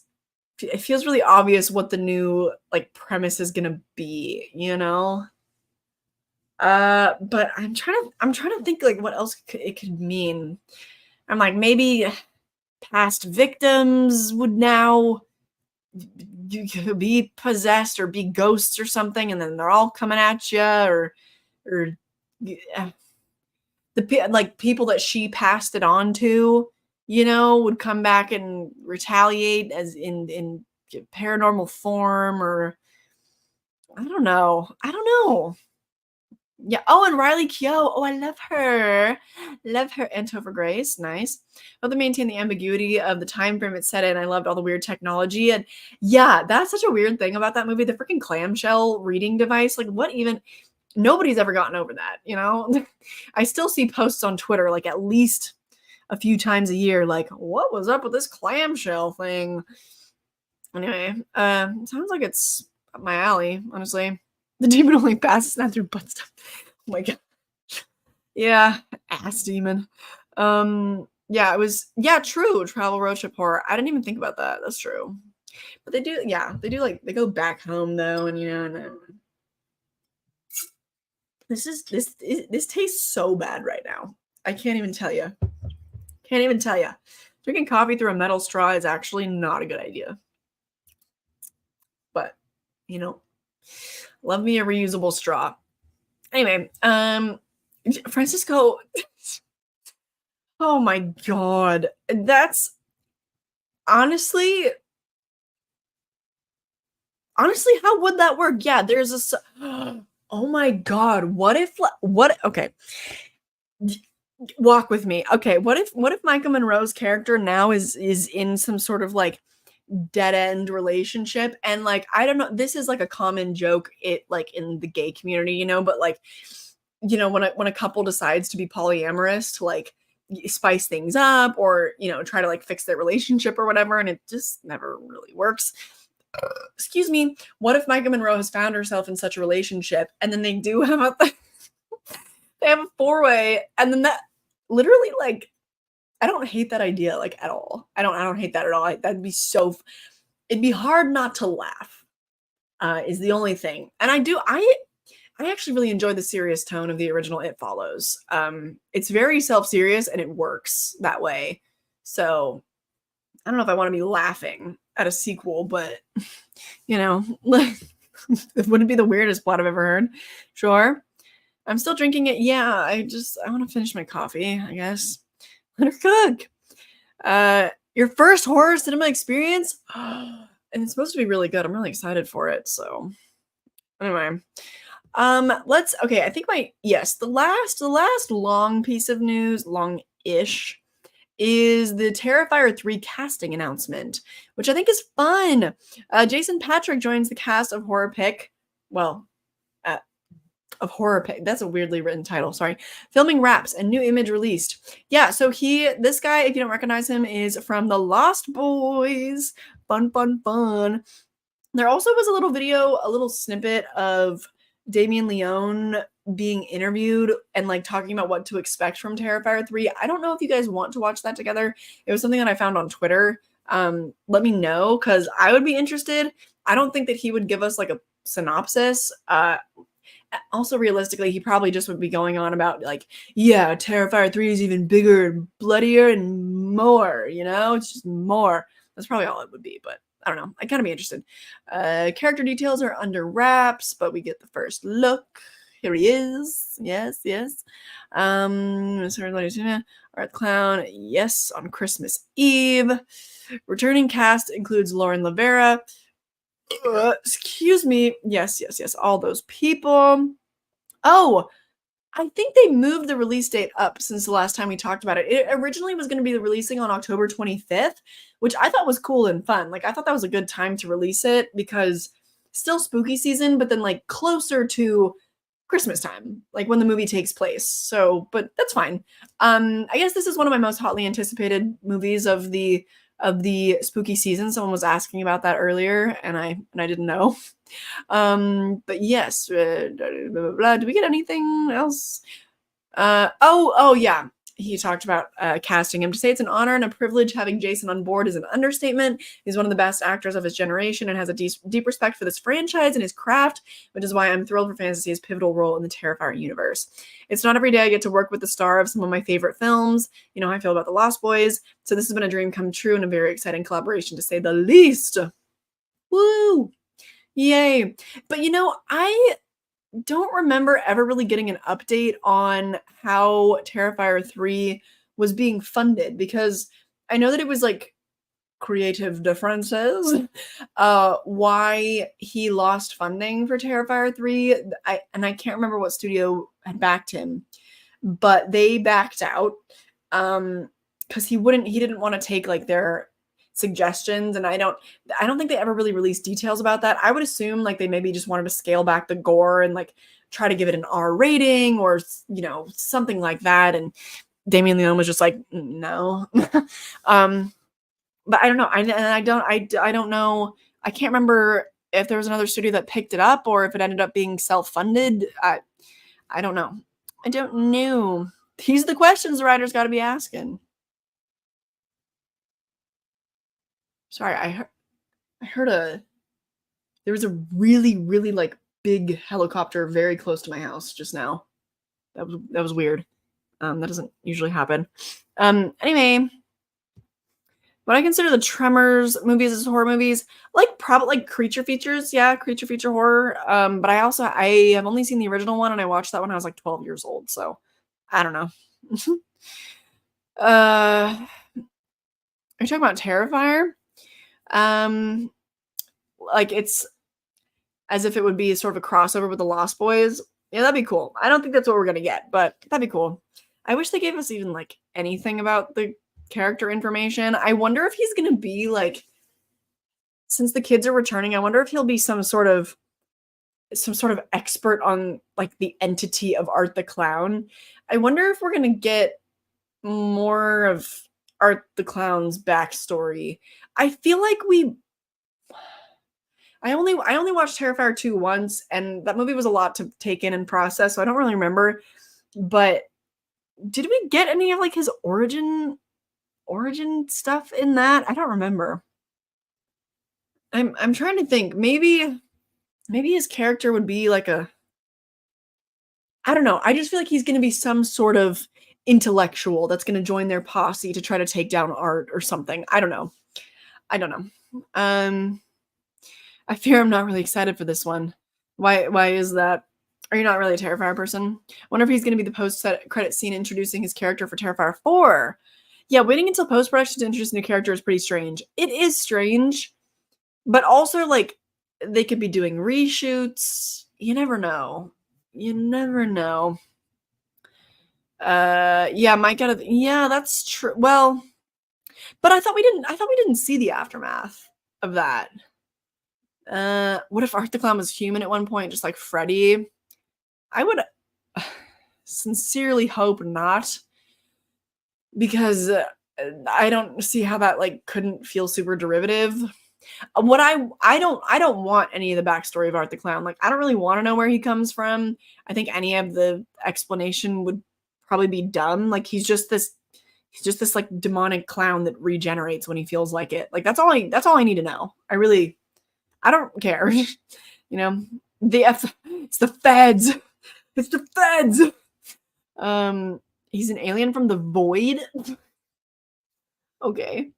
Terrifier 2 is too much. It was too much for me. Like, I gave it 2.5 stars on Letterboxd, but I feel like I have rosier feelings about it in hindsight, just because we're not really getting anything else like it right now. It's filling the void of Friday the 13th, and it's doing it even bigger and better than Friday the 13th was. I mean, don't get me wrong, like I definitely enjoy most of the Friday the 13th movies more than Terrifier 2, but you know what I mean. So but I don't think they're good movies. Like I love art, but Terrifier 2 I needed a shower after watching. Yeah. I really just love Art the Clown. Like he's one of the most interesting villains we have right now. He's so fun. He's just so weird. I feel the movies make me feel bad, but I still yearn for them. It's we just don't get a lot of movies like that anymore. I think that's why they're so special, even if I am not crazy about them. So yeah. Art the Clown to me as a character has ambiguous motives are part of what make him terrifying. Exactly. Why is he the way that he is? I don't need to know. I don't want to know. Yes, indeed it is. Art Freddy or Primos. It's canon in my head. Primos and, to be honest, I haven't heard that term before. Terrifier 2 needed an editor. I agree. And I have to wonder, because I don't know if you guys follow the Womp Stomp Films Twitter page, but it's run by Vinny, and he basically just uses it like as a personal account. When the stuff about the studio dropping the third movie came up, he was like talking shit and saying, oh, the studio probably thought that, he should add a little thing called plot to his movie, and he obviously went against that. They have a lot of beef. I kind of went over that in a Patreon video a while back to explain it, because he's not super forthcoming. He like got into it in some random replies on some random tweet, but yeah, Vinny and Damien Leone have a weird beef going on. It's complicated, but yeah, he would agree. He would agree, and I would agree. Terrifier 2 needed an editor. I think I will always think there's something beautiful to like an artist operating without any restriction and just operating with a reckless abandon. But in terms of making a quality film, I'd advocate for an editor. I would. You see it more as an art movement than proper movies. Yes. I would say so. I don't think it's a pushback to elevated horror. I think like Damien Leone is absolutely an artist, especially when it comes to practical effects and just brutality. I wouldn't say, I don't know. I've never heard him talk about it that way, but I don't know. And having the same name is the only thing. Yeah. Didn't even consider. Oh, cousins. Yeah. Duh. It's okay. I agree. It's crazy how it's a comfort movie for me now. Oh my goodness. It's almost perfect. Wow. Yeah, people are really like split on Terrifier 2. I understand both sides though. Like I get you both. It also looks like a fan film. That's fair. I mean, they're super, super low budget. Yeah, I'm not crazy about how it drags out. That's why that's not really a movie for me. And also I was really lost. Like what was going on? At 2.5 hours and like not really a plot. It was like, yeah, I don't know. It was too much. What? You think that they're setting up that Art is Lauren's character's dad? No.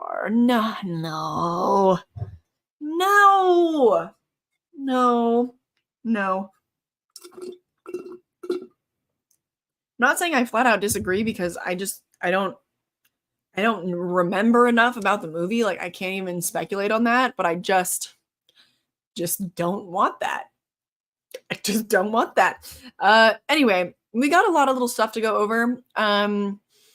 Oh wait, actually, okay, this one's not so little, but I'll try to be quick. It's just interesting to me because this was announced super recently. Street Fighter movie loses Danny and Michael Philippa. So yeah, they were supposed to adapt this video game, and it was like really big news. They seemed excited about it, because I think that they were big fans of the game and stuff. However, I don't know if it's just scheduling issues. It's partly to blame, according to sources. They were hoping to begin sooner than later, but they shifted focus to bring her back, which reteams with A24. And it's starring Sally Hawkins. And I'm not familiar with Billy Barrett, but yeah. They're shooting it this month, and I'm super excited about that. I don't know when Talk to Me 2 or Talk to Me. I don't know when that's supposed to start, because there's no update in this article. This is just, they're looking for a new filmmaker, whatever. This is not sad news to me. If you're a gamer and this is a game you like and you're excited about that, you know, deepest regrets, condolences to you. But this is good news to me. I'm like, yeah, focus on horror. That's fine. and also, like, I prefer that they're focusing on this next original idea, as opposed to jumping right into the sequel for Talk to Me. Talk to Me is one that I'm okay with letting that breathe. It's a very intense film. And so to dive back into that world, I don't need those to come out every year. Like, I'm not going to complain on that one. So I think it's exciting, especially the fact that it's starring Sally Hawkins. Give it to me. So I'm assuming if they're going into production this month, then we're probably going to be seeing that movie next year. So I'm excited. Don't make it like Freddy's Dead. Yeah. I don't know. There does seem to be quite a bit of inspiration from Nightmare on Elm Street with the Terrifier movies. So I wouldn't be super surprised, I guess, but I would be let down, because I don't want that. Anyway, they briefly talk about their dad and seem very mysterious about it. I really You're probably right then. You're probably right. Yeah. Sucks they can't make their own Street Fighter movie. I did watch their Street Fighter parody video a decade ago. Oh yeah, they're the Raka Raka guys. They have so much stuff on YouTube. Gives me hope for myself, you know. Made it all the way through Terrifier and to the climax of Terrifier for doing it. It was supernatural. Wait, but in the beginning of Terrifier 2, he resurrects, right? Like duh. That's all right. Hello. I know smaller directors take on bigger projects to fund their passion projects. I'm always sad when we lose a great up-and-comer to a big studio like Scott Derrickson. Glad he's back. Yeah, I mean, he's stayed in the genre besides like Dr. Sleep, right? Did he do any other kind of tentpole stuff that I missed? I know he did. I mean, not Doctor Strange, not Dr. Sleep. But yeah, I'm glad he's back too. Obviously, I'm not gonna complain. Had no idea people were trying to make another Street Fighter movie. Yeah, it was. I think it. No, Talk to Me probably was announced before that, but it was a big announcement. It was, and it was recent. Like, I think it was this year. I don't know. I don't remember. I get mixed up. Time is a concept. Time is a construct. I'm unfamiliar. You win, horror people. Game movies lose. Well, I'm sure they'll find another good director for it. If they attach Danny and Michael Philippa, I'm sure they'll find another good director. They've got good taste. I already have my ticket. Yep. I think you're dead ass wrong. You're dead ass wrong. Especially with how it is now with prompting. You can't implement even the most basic of notes. Like, it's going to spit something out. And even if you just want to make a minute change, it can't, the AI can't imply the logic to do that. Like, it's not, AI is more restrictive than just making it with your own hands. Anyway, okay, I have a few more things to go through. So obviously, I mean, I don't even really need to share the articles for this, but Oz Perkins the Monkey. I'm super excited for this. If you guys are not familiar, Oz Perkins, he directed The Black Coat's Daughter, which I do not like that movie, but a lot of people love that movie. I love Gretel and Hansel. That is my favorite. Like, I love that movie so much. The one that came out with Sophia Lillis in February of 2020. That one I feel like kind of got swept under the rug because it came out at a similar time as The Invisible Man, which was also fantastic. I mean, deserved, but whatever. And this one, it stars, listen, Theo James, Elijah Wood, Rowan Campbell, Corey from Halloween Ends. Yeah, I'm super, super pumped. And it's just, wait, where's the release date? So that's February 2025 release date. So this is like the only release date that we've gotten recently that's not freaking 2026. We have to wait less than a year. God bless. Like 7 months-ish for that. I'm super excited. Like, the cast is so interesting. And let's see. So if you guys don't remember, because I talked about this when the movie was announced, because I'm just excited for Oz Perkins stuff. The monkey tackles twin brothers Hal and Bill, who discover their father's old monkey toy in the attic when a series of gruesome deaths start occurring all around them. The brothers decide to throw the monkey away and move on with their lives, growing apart over the years. But when the mysterious deaths begin again, the brothers must reunite to find a way to destroy the monkey. It's giving like a little bit of like a monkey's paw kind of feeling to it. I don't know. Or it's just a little haunted monkey toy. I don't know. It's Oz Perkins, so I just feel like I can trust that the concept will be more interesting than just haunted toy. You know, his movies are so surreal or so strange. So it's, you know, it's got to be something interesting, especially with that cast. Wow. Well, go-to slasher summer movies. I mean, I guess like Friday the 13th. I mean, we just watched Sleepaway Camp together. That's a great one for summer. Yeah. Anyway, you watched it so stoned. It's a good stoned movie. Because there's a whole sequence where like these children do psychedelic mushrooms, and it's wild. It's wild. Yeah, I'm so excited. I'm like, yes, employ that man. I'm really interested to see what else he can do, because regardless of the script, his performance in Halloween Ends was fantastic. Like, I definitely want to see more of that man. So yeah, send the roles his way, you know. Yeah, Elijah Wood's a great cheerleader for horror. Yeah, he is. And he's he's a little weirdo. He's great. He's isn't he a producer? I don't know.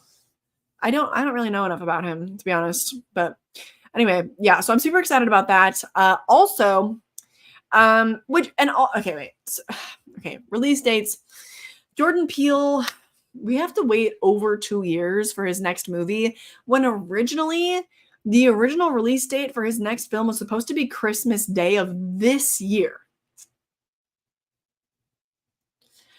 So, okay. There also was another Monkey Paw Productions thriller that was supposed to be released this year too, in September, and still crickets about that. So, okay. I don't know how I feel about these release date announcements when they're so far away. Like, it doesn't make sense to me to give us the release date before anything else, because I'm like, do you have nothing else? Why? I just don't know. I don't really get it. With something like, okay, listen, with something like Mike Flanagan, which let me look it up really quick. Mike Flanagan, that release date, where is it? Release date. They've given us March 13th of 2026. So almost 2 years to that one, but that one I am actually okay with, because it is a franchise film. It's being directed by Mike Flanagan, who is booked and busy. I feel like for the fact that it's just been announced that he's directing it, like, okay, whatever, give us a release date, because that's about the timeline that I would expect anyways.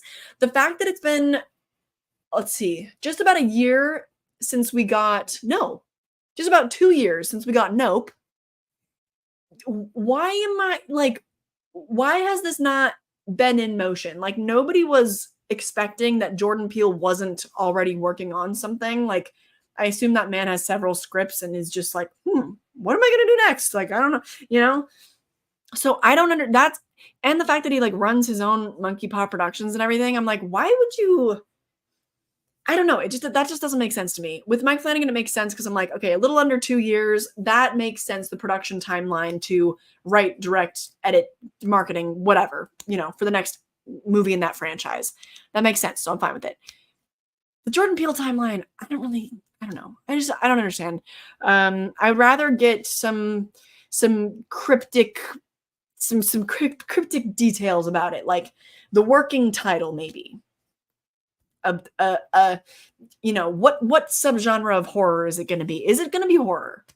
Even anything, literally anything except for just a graphic with the date on it of an October release date in 2026. Oh my God. I love when my roommate does laundry when I'm streaming. My God, it's so shaky. I'm sorry. Thank you. I prefer Hansel and Gretel get baked. I actually surprisingly didn't really like that movie. I didn't really find it very funny. The potential though. Yeah, don't know.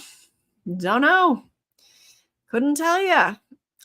He's doing everything indie. I mean,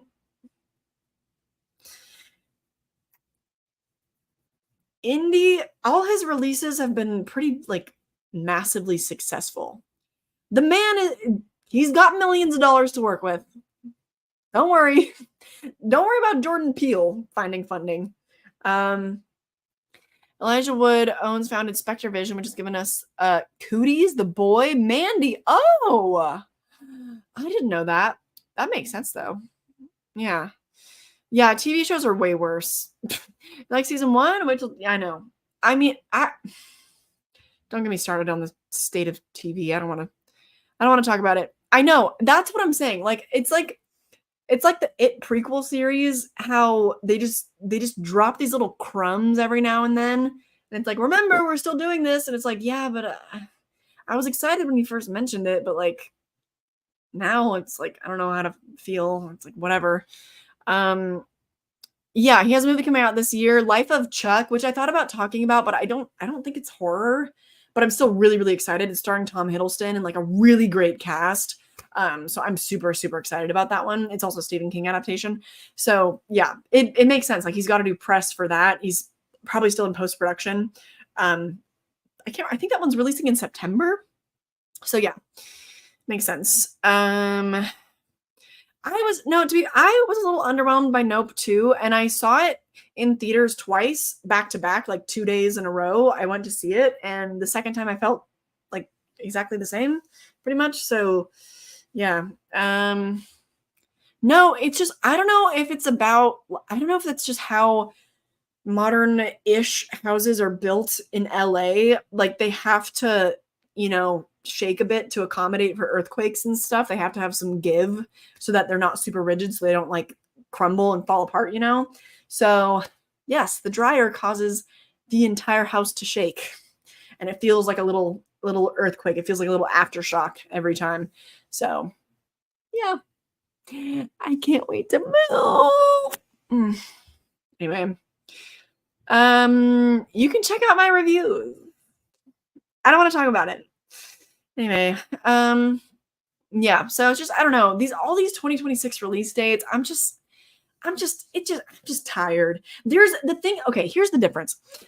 There is nothing that would make me not excited for a Mike Flanagan Exorcist movie. And because that might sound weird coming from me, because I think that like religious and possession movies are the lowest common denominator of horror. I think exorcism movies are so boring. Mike Flanagan is the only man I trust to make an interesting one for me. That's just that on that. Like, I don't know what to tell you. He, especially, I mean, coming off of something like Midnight Mass, the I mean, because I did my whole deep dive on his career and just hearing him talk about his religious upbringing and how the first horrors in his life that he ever experienced were in the Bible, that the original The Exorcist was such a pivotal movie in his life that is part of the reason why he became a filmmaker at all. Like, nothing could make me not excited to see what his take on it would be.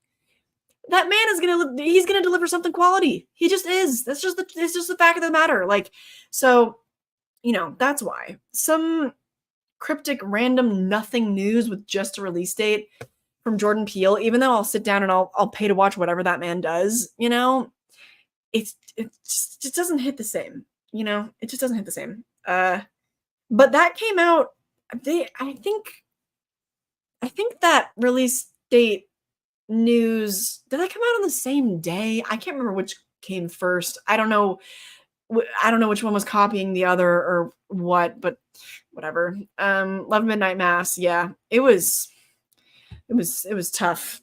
That was a tough watch for me, to be honest. But really, really well done. The Exorcism of Molly Hartley, isn't that the sequel to what the first one is? The Possession of, what is that? No, The Haunting of Molly Hartley. So bad, but I really enjoy it though. I really enjoy the first movie. Oh my god, what? You've been around for a while. Loved it. Wanted to hear someone else feel the same way. Dude, I was so surprised. I loved Halloween Kills so much, and then I get online, I post a positive review, and everyone hated it. I was like, what? It was so weird. Anyway, yeah, I think it's fate. Yeah. Anyway, but yeah, so those are the weird 2026 release dates. There was even another one that came up during this stream. I forget what, but anyway, the last bit of news is an upcoming project that's really, really, really exciting. It's really exciting for me. Henry Selick says his next movie is almost a sequel to Coraline. Oh my god. Oh my god. Coraline is coming back to theaters again this August. It came back to theaters last year, remember? And yes, I was seated. I was there. Yes, I was. But they've remastered it in 3D. So they're bringing it back again. I think because last year it made like $7 million in its re-release or something. Like, it did well.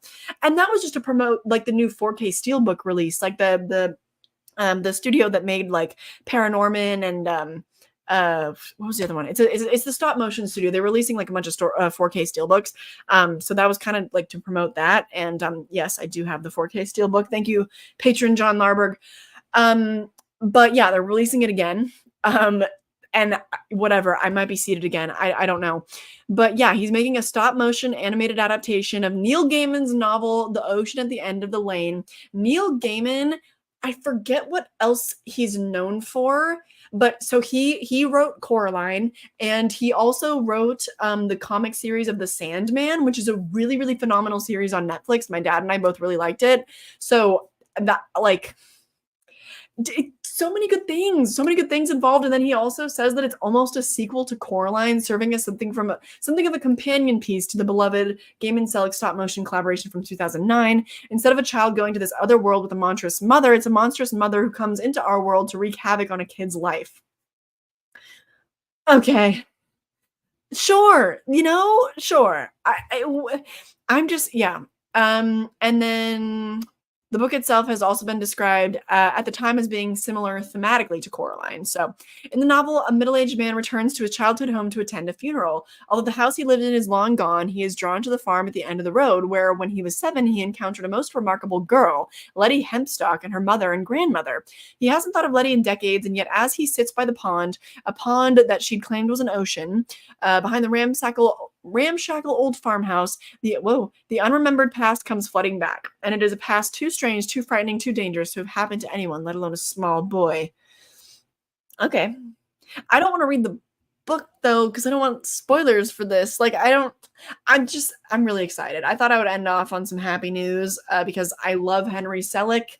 His most recent movie was Wendell and Wild, right? And I just wasn't crazy about that movie. Thematically, there just was like way too much going on, even though it was a gorgeous film. And I'm so happy that Henry Selick is remaining the king of stop motion. Stop motion means a lot to me. I love it as a medium so much. And this sounds like it's going to be maybe a little bit more adult than Coraline. I wonder if they're going to shoot for the PG-13 rating, because I think that Wendell and Wild was, I think it was PG-13. Let me double check that. Wendell and Wild rating, I feel like it is PG-13. It was PG-13. So I wonder if this one will be too. It didn't say so in the article, but I would love that. I would love some more like adult themed stop motion. I also don't know where this movie will find its home. I hope it'll be released theatrically. Like, give me more stop motion in theaters, you know? I don't mind the re-releases of Coraline and Nightmare Before Christmas in theaters. Obviously not, but I would like to get something new, you know, not just on Netflix with stop motion, because Del Toro's Pinocchio also was just on Netflix. So anyway, yeah, Coraline is great gateway horror. I agree. Oh, hey. Let me know what you like from what you like from Salem. So many witchy goodies. Oh my God. I don't know. What do they have there? Yeah, I'll take what I can get. Same. The Trick or Treat sequel, that's been, we've been talking about that for the last 15 years. Is that ever gonna come? I don't know. I don't know. Oh, American Gods, is that another Neil Gaiman? Is that a book? I've not heard of it. Let's see. Damn, I'll be waiting. I am sad. Me too. But we don't know. Notice they didn't give us like a 2026 release date or anything. It might be a while yet, because I'm pretty sure production for stop motion takes a fair amount longer than live action. So I don't know when we'll be getting that, but I'm just excited for the announcement. I am a lot more excited about announcements like that rather than just getting a release date, because even with really well established like big franchise movies and stuff like that, the release date is always subject to change. Like, didn't the release date for Alien Romulus change, you know, a couple months ago? You know, like, it just doesn't. What do you want me to do with that? With just a release date? What do you want me to do? Anyway, a rated R Coraline would be sick. True. If we ever got a sequel, that'd be nice. Yeah, I want to see an adult film with Coraline. Yeah, I would want her to be tackling something else. Like, yes, maybe she goes back through the door, but I wouldn't want to see the return of the other mother, because I don't know. I love the other mother. Icon, one of the most frightening horror villains of all time. But like, I wouldn't want a retread, you know? So having a spiritual sequel, that's fine. Like, honestly, that's fine for me. You would want it live action? Not I. I don't know, maybe. It's just I already stream 3 times a week. That just would be a lot to manage. I don't know. Oh, it's TV show. Okay. All right. Yeah, it's got a 2025 release date now, so whatever. Let's see, what size t-shirt do I wear? Oh, that really depends. It really depends. I would in women's I'm probably it depends. I don't know. It depends. I don't buy new t-shirts. I like to find the vintage ones. And the sizing is kind of different. So I don't know. I'm a big girl. A large to be safe, probably. I'm a big one. Yeah, is that the voice of Other Mother? She, whoever she was, like, did not do enough voice acting beyond that. Okay. Coraline cast. Yeah, Terry Hatcher, and her movies and TV shows, let me see. It's like Desperate Housewives, some 90s Superman show. I guess maybe she had a guest spot on Seinfeld. Like, she was in Spy Kids, no way. But yeah, just like not big enough. She's not doing enough. Why is she not more employed? I don't understand. Her voice is she is haunting in that film. She, like, that's just perfect casting. But anyway. Yeah, the director of Infested he's making, and I think Evil Dead is in good hands. It excites me. So yeah, we talked about that recently too, I think. I am about 5'10", about 5'10". So Lewis and Clark, is that that's it's a TV show. Yeah. Yeah, but that's about it. There's yeah, I didn't talk about the Creep TV series, which I think it's already like been completed, and now it's just a matter of, selling it off to a streaming service. That's what I'm assuming, because there's no way it's going to be going anywhere else. So yeah, which I think that's pretty cool. I have a feeling it's going to be a little 8 episode, 30 minutes an episode. I don't think it's going to be a lot, but I do think it is going to be quality. It's just so interesting how Mark Duplass just operated in silence on that one, and all of a sudden it's like, yep, got a whole Creep TV show for you, and now, yep, we'll just see who wins the bidding war. So yeah, that's super cool. I didn't talk about that, but yeah, I think that's gonna do it. I've already been live for 2 hours. Holy hell. Time flies, baby. But this week we've got some exciting stuff upcoming. I think it's already been announced on my community tab, but we are doing watch-alongs of X and Pearl this week. We're going to be watching X together on Tuesday and Pearl together on Thursday. I would have done it the following week, but I am going to be out of town. So the first week of July, we are taking a little break from the streams, and this upcoming weekend and the weekend after that, no streams either. So the X and Pearl watch-alongs will be the last streams for just a little bit. I'm really just taking like 10 days off. So, and all my regular videos will still be coming out. So, I hope to see you there. Have a great day or night wherever you are, and ta-ta for now. Bye.